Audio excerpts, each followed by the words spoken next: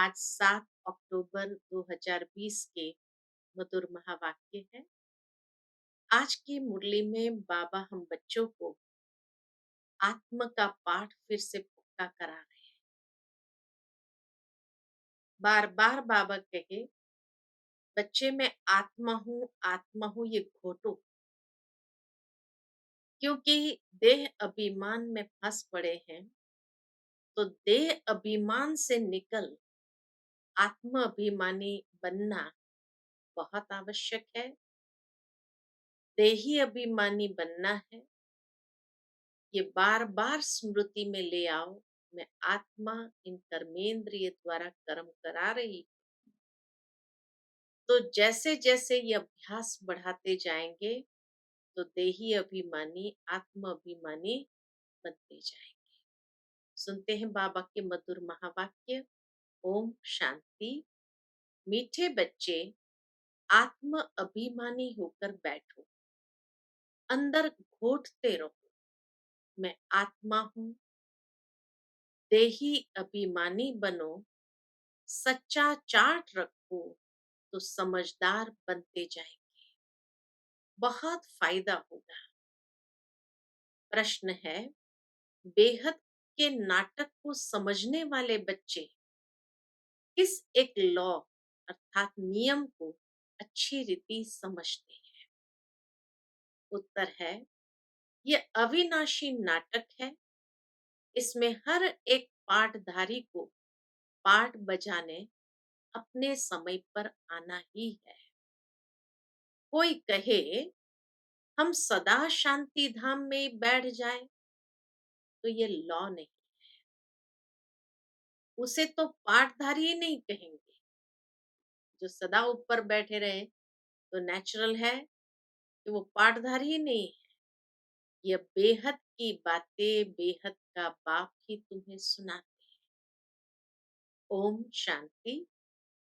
अपने को आत्म समझकर बैठो, देह अभिमान छोड़कर बैठो। बेहद का बाप बच्चों को समझा रहे हैं। समझाया उनको जाता है जो बेसमझ होते हैं।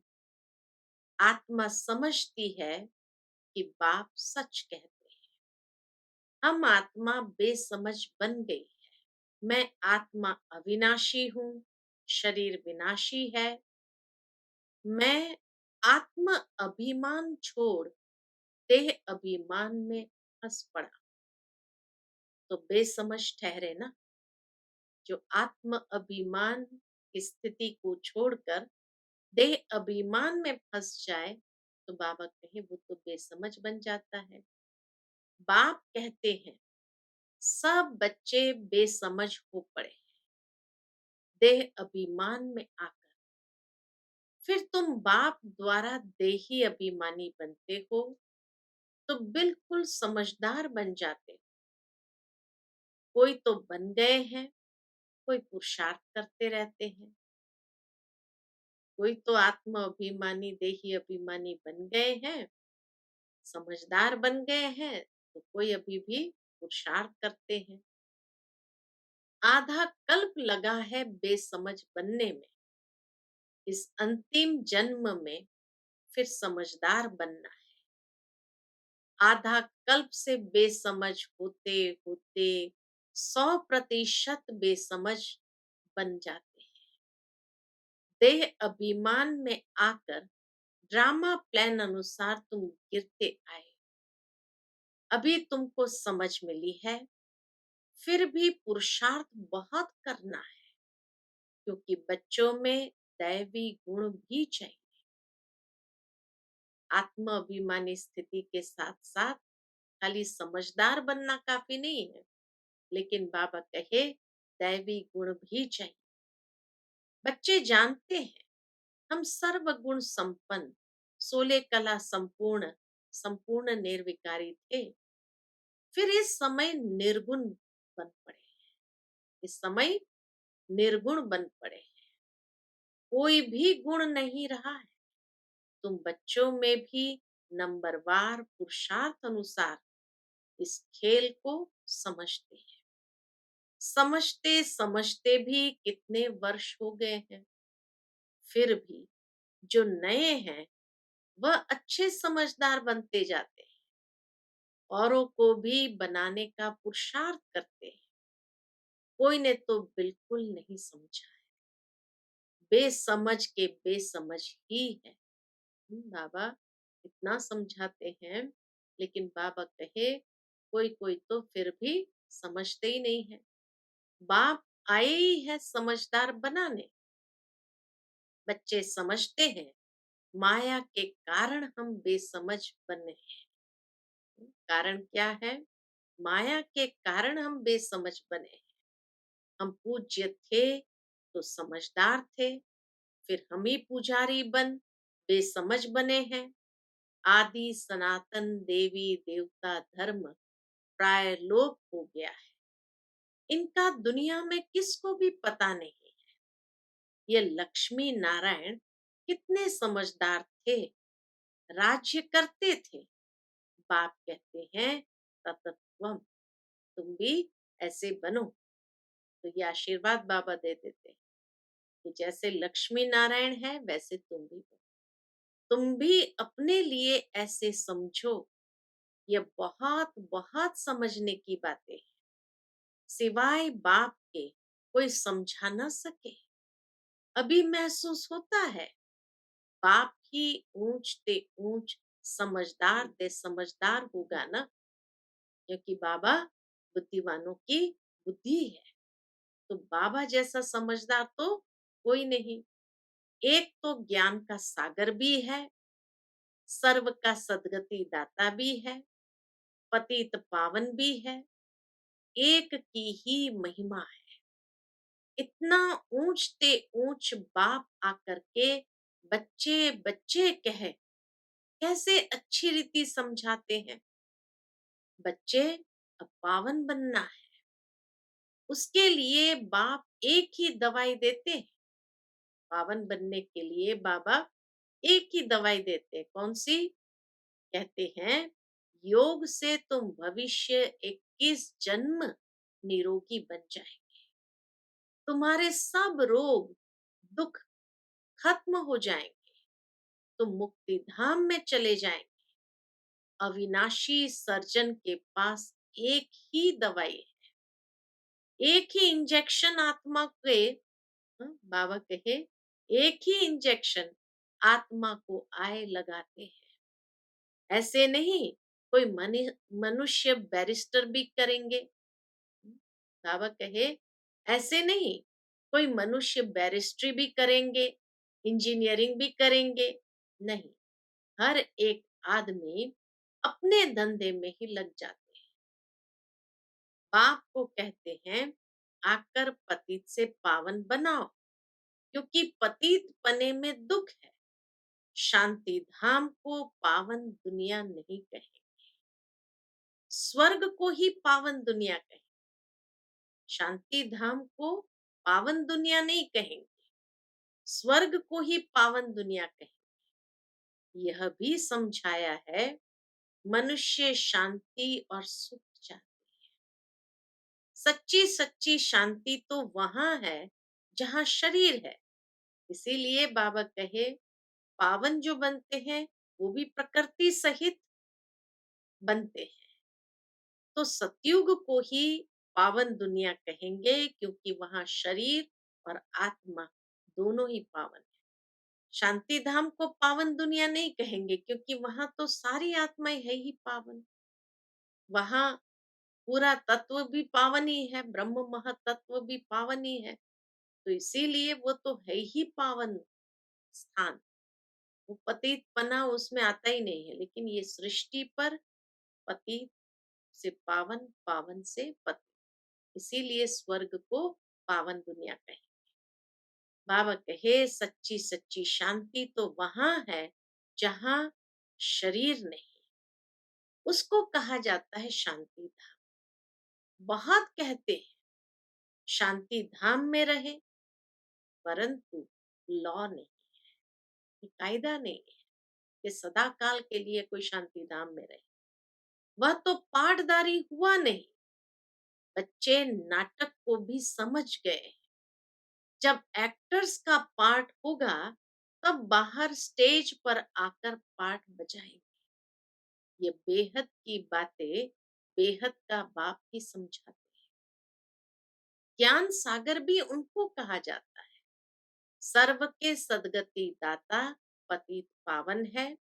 सर्व को पावन बनाने वाले तत्व नहीं हो सकते। पानी आदि सब तत्व वह कैसे सदगति करेंगे? आत्मा ही पाठ बजाती है। हठ योग का भी पाठ आत्मा बजाती है। यह बातें भी जो समझदार है वही समझ सकते हैं। तो बाबा की बातों को समझने के लिए बाबा हमें समझदार बनाते हैं। बाप ने कितना समझाया है। कोई ऐसी युक्ति रचो जो मनुष्य समझे। कैसे पूज्य सो फिर पुजारी बनते हैं। पूज्य है नई दुनिया में, पुजारी है पुरानी दुनिया में। पावन को पूज्य, पतित को पुजारी कहा जाता है। पावन को पूज्य और पतित को पुजारी कहा जाता है। यहाँ तो सब पतित है, क्योंकि विकार से पैदा होते हैं। वहां है श्रेष्ठ, गाते भी है संपूर्ण श्रेष्ठाचारी। अभी तुम बच्चों को ऐसा बनना है, मेहनत है। मुख्य बात है याद। मेहनत भी किसमें है? याद। सभी कहते हैं याद में रहना बड़ा मुश्किल है। हम जितना चाहते हैं याद में रह नहीं सकते। कोई सच्चाई से अगर चार्ट लिखे तो बहुत फायदा हो सकता है। बाप बच्चों को यह ज्ञान देते हैं, कौन सा? कि मन मना भव। तुम अर्थ सहित कहते हो। तुम्हें बाप हर बात यथार्थ रीति अर्थ सहित समझाते हैं। बाप से बच्चे कई प्रकार के प्रश्न पूछते हैं। कई बच्चे बाबा से प्रश्न पूछते हैं। बाप करके दिल लेने के लिए कुछ कह देते हैं, परंतु बाप कहते हैं मेरा काम ही है पतित से पावन बनाना। मुझे तो बुलाते ही इसलिए हो। तुम जानते हो हम आत्मा शरीर सहित पावन थी। अभी वही आत्मा शरीर सहित पतित बनी। 84 जन्म का हिसाब है ना। तुम जानते हो अभी यह दुनिया कांटों का जंगल बन गई है। ये लक्ष्मी नारायण तो फूल है ना। उन्हों के आगे कांटे जाकर कहते हैं, क्या कहते हैं? महिमा गाते हैं, आप सर्वगुण संपन्न, संपूर्ण निर्विकारी और हम पापी कपटी हैं। सबसे बड़ा कांटा है काम विकार का। बाप कहते हैं इस पर जीत पहन जगत जीत बनो। मनुष्य कहते हैं भगवान को कोई ना कोई रूप में आना है। भागी रथ पर विराजमान हो आना है। भगवान को आना ही है पुरानी दुनिया को नया बनाने। नई दुनिया को सतो प्रधान, पुरानी दुनिया को तमो प्रधान कहा जाता है। जबकि अभी पुरानी दुनिया है तो जरूर बाप को आना ही पड़े। बाप को ही रचयिता कहा जाता है। तुम बच्चों को कितना सहज समझाते हैं। कितनी खुशी होनी चाहिए। बाकी किसका कर्म भोग का हिसाब किताब है, कुछ भी है, वह तो भोगना है। इसमें बाबा आशीर्वाद नहीं करते। हम्म, बाबा ने बहुत स्पष्ट कह दिया, इसमें बाबा आशीर्वाद नहीं करते।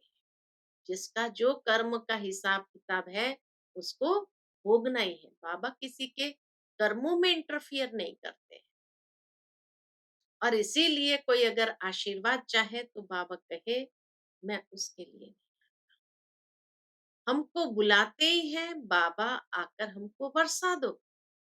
बाबा से क्या वर्षा पाना चाहते हैं? मुक्ति, जीवन मुक्ति का।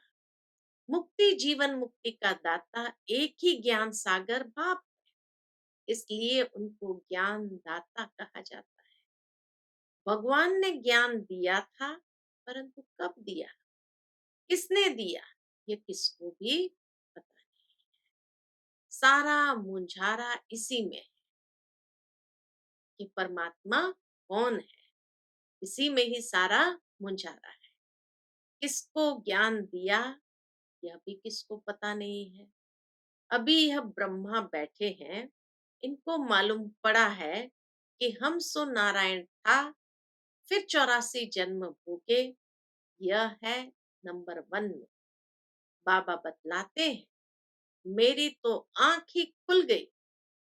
ब्रह्मा बाबा कहते हैं, जैसे ही मुझे पता चला कि मैं ही नारायण बनने वाला हूँ, मैं ही नंबर 1 में जाने वाला हूँ, तो ये बाबा ने जैसे बतलाया तो मेरी तो आंख ही खुल गई। तुम भी कहेंगे हमारी तो आंखें ही खुल गई। जैसे ब्रह्मा बाबा की खुली, ऐसे हम बच्चों को भी जैसे रियलाइजेशन हुआ, तो हमने भी कहा कि हमारी आंखें खुल गई। तीसरा नेत्र तो खुलता है ना। तुम कहेंगे हमको बाप का सृष्टि चक्र का पूरा ज्ञान मिल गया है। मैं जो हूँ, जैसा हूँ, मेरी आंखें खुल गई है। कितना वंडर है। हम आत्मा फर्स्ट है और फिर हम अपने को देह समझ बैठे। आत्मा कहती है हम एक शरीर छोड़ दूसरा लेता, फिर भी हम अपने को आत्मा भूल देह अभिमान में आ जाते हैं। बाबा इतना समझाते हैं, फिर भी बाबा कहे हम अपने को आत्मा भूल देह अभिमानी बन जाते हैं।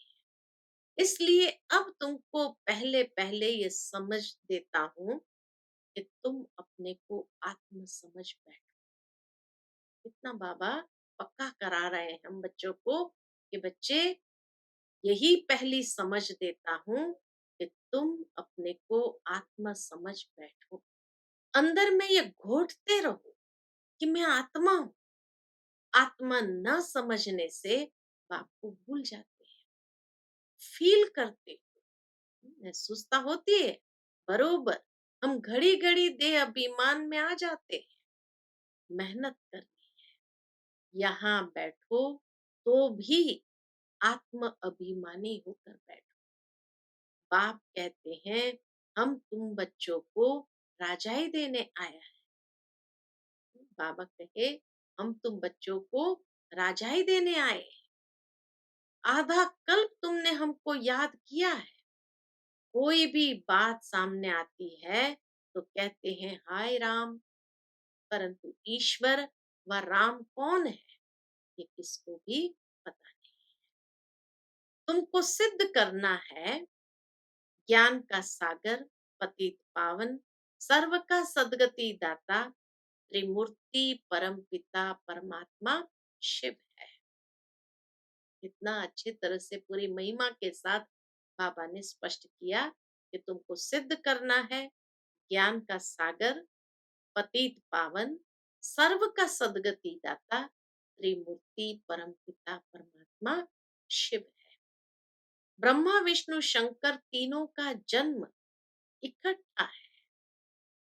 सिर्फ शिव जयंती नहीं है, परंतु त्रिमूर्ति शिव जयंती। तो शिव बाबा की जयंती के साथ साथ ब्रह्मा विष्णु महेश की भी जयंती इकट्ठी है। जरूर जब शिव की जयंती होगी तो ब्रह्मा की भी जयंती होगी। शिव की जयंती मनाते हैं, परंतु ब्रह्मा ने क्या किया, लौकिक, पारलौकिक, और यह है अलौकिक बाप। यह है प्रजापिता ब्रह्मा। बाप कहते हैं नई दुनिया के लिए यह नया ज्ञान है। अभी तुमको मिलता है, अभी नई दुनिया के लिए हमको नया ज्ञान मिलता है, फिर प्रायलोक हो जाता है।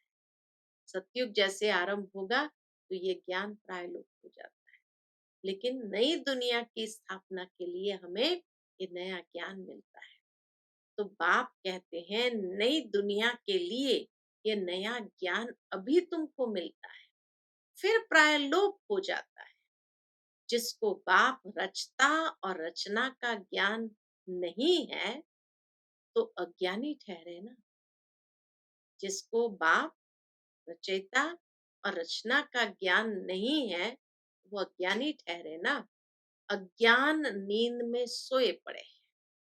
ज्ञान है दिन, ज्ञान से होता है दिन। तो ज्ञान से है दिन, भक्ति से है रात। शिवरात्रि का अर्थ भी नहीं जानते, इसलिए उनको हॉलीडे भी उड़ा दी है। बाबा कहे शिवरात्रि का अर्थ भी नहीं जानते हैं, इसीलिए उनकी हॉलीडे भी उड़ा दी है। अभी तुम जानते हो, बाप आते ही है सबकी ज्योति जगाने। तुम ये बत्तियां आदि जगाएंगे तो समझेंगे इनका कोई बड़ा दिन है। अब तुम जगाते हो अर्थ सहित, वो लोग थोड़ी समझेंगे। तुम्हारे भाषण से पूरा समझ नहीं सकते। अभी सारे विश्व पर रावण का राज्य है। यहाँ तो मनुष्य कितने दुखी है। रिद्धि सिद्धि वाले भी बहुत तंग करते हैं। अखबारों में भी पढ़ता है, इसमें इविल सोल है। बाबा कहे अखबारों में भी पढ़ता है, इनमें इविल सोल है, बहुत दुख देते हैं। बाप कहते हैं इन बातों से तुम्हारा कोई कनेक्शन नहीं है। बाप तो सीधी बात बताते हैं, बच्चे तुम मुझे याद करो तो तुम पावन बन जाएंगे, तुम्हारे सब दुख दूर हो जाएंगे। अच्छा, मीठे मीठे सिकिलते बच्चों प्रति माता पिता बाप दादा का याद प्यार और गुड मॉर्निंग। रूहानी बाप की रूहानी बच्चों को नमस्ते। हम सभी रूहानी बच्चों की रूहानी माता पिता बाप दादा को याद प्यार, गुड मॉर्निंग और नमस्ते। नमस्ते। शुक्रिया बाबा, शुक्रिया। आज की मुरली से धारणा के लिए मुख्य सार है। पहली पॉइंट, यथार्थ रीति बाप को याद करने व आत्म अभिमानी बनने की मेहनत करनी है। सच्चाई से अपना चार्ट रखना है, इसमें ही बहुत बहुत फायदा है। दूसरी पॉइंट, सबसे बड़ा दुख देने वाला कांटा काम विकार। इस पर योग बल से विजय प्राप्त कर पतित से पावन बनना है। बाकी किन्हीं भी बातों से तुम्हारा कनेक्शन नहीं। आज की मुरली का मीठा वरदान है विघ्न प्रूफ। चमकीली फरिश्ता ड्रेस धारण करने वाले सदा विघ्न विनाशक भव। विघ्न प्रूफ चमकीली फरिश्ता ड्रेस धारण करने वाले सदा विघ्न विनाशक भव। स्व के प्रति और सर्व के प्रति सदा विघ्न विनाशक बनने के लिए क्वेश्चन मार्क को विदाई देना और फुल स्टॉप द्वारा सर्व शक्तियों का फुल स्टॉप करना। सदा विघ्न प्रूफ चमकीली फरिश्ता ड्रेस पहनकर रखना। मिट्टी की ड्रेस नहीं पहनना। साथ साथ सर्व गुणों के गहनों से सजे रहे। सदा अष्ट शस्त्रधारी संपन्न मूर्ति बनकर रहे। सदा अष्ट शक्ति शस्त्रधारी संपन्न मूर्ति बनकर रहना और कमल पुष्प के आसन पर अपने श्रेष्ठ जीवन के पांव रखना। आज का स्लोगन है, अभ्यास पर पूरा पूरा अटेंशन दो तो फर्स्ट डिवीजन में अर्थात फर्स्ट नंबर में आ जाए। फिर मातेश्वरी जी के अनमोल महावाक्य सुनते हैं। ये ईश्वरीय नॉलेज सर्व मनुष्य आत्माओं के लिए। मातेश्वरी जी कहते हैं, पहले पहले तो अपने को एक मुख्य पॉइंट ख्याल में अवश्य रखनी है कि जब इस मनुष्य सृष्टि झाड़ का बीज रूप परमात्मा है, तो उस परमात्मा द्वारा जो नॉलेज प्राप्त हो रही है, वो सब मनुष्य के लिए जरूरी है। सभी धर्म वालों को ये नॉलेज लेने का अधिकार है। भल हर एक धर्म की नॉलेज अपनी अपनी है। हर एक का शास्त्र अपना अपना है। हर एक की मत अपनी अपनी है।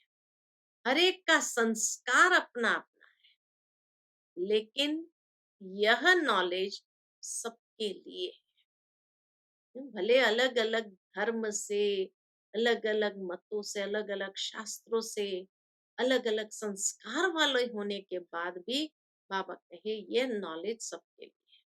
भले वो इस ज्ञान को न भी उठा सके, हमारे घराने में भी न आवे, परंतु सबका पिता होने कारण उनसे योग लगाने से फिर भी पवित्र अवश्य बने। देखो कितने बाबा ने गहरी बात कही कि भले वो ज्ञान न उठाए, हमारे घराने में न आवे, परंतु सबका पिता होने कारण उनसे योग लगाने से फिर भी पवित्र अवश्य बने। इस पवित्रता के कारण अपना ही सेक्शन में, नई सेक्शन में पद अवश्य पाएंगे, क्योंकि योग को तो सभी मनुष्य मानते हैं। बहुत मनुष्य ऐसे कहते हैं हमें भी मुक्ति चाहिए, मगर सजाओं से छूट मुक्त होने की शक्ति भी इस योग द्वारा मिल सकती। फिर मम्मा ने समझाया, अजपा जाप अर्थात निरंतर ईश्वरीय याद। यह जो कहावत है, श्वासों श्वास अजपा जाप जपते रहो, इसका यथार्थ अर्थ क्या है? जब हम कहते हैं अजपा जाप, तो इसका यथार्थ अर्थ है जाप के बिगर श्वासों श्वास अपना बुद्धि योग अपने परम पिता परमात्मा के साथ निरंतर लगाना, और यह ईश्वरीय याद श्वासों श्वास कायम चलती रहती है। बाबा कहे अजपा जाप का मतलब श्वासों श्वास बुद्धि योग परम पिता परमात्मा के साथ निरंतर लगा रहना चाहिए। तो अपने परम पिता परमात्मा के साथ निरंतर लगाना, और यह ईश्वरीय याद श्वासों श्वास कायम चलती आती है। उस निरंतर ईश्वरीय याद को अजपा जाप कहते हैं। बाकी कोई मुख से जाप जपना अर्थात राम राम कहना, अंदर में कोई मंत्र उच्चारण करना, यह तो निरंतर चल नहीं सकता। वो लोग समझते हैं हम मुख से मंत्र उच्चारण नहीं करते, लेकिन दिल में उच्चारण करना, यह है अजपा जाप।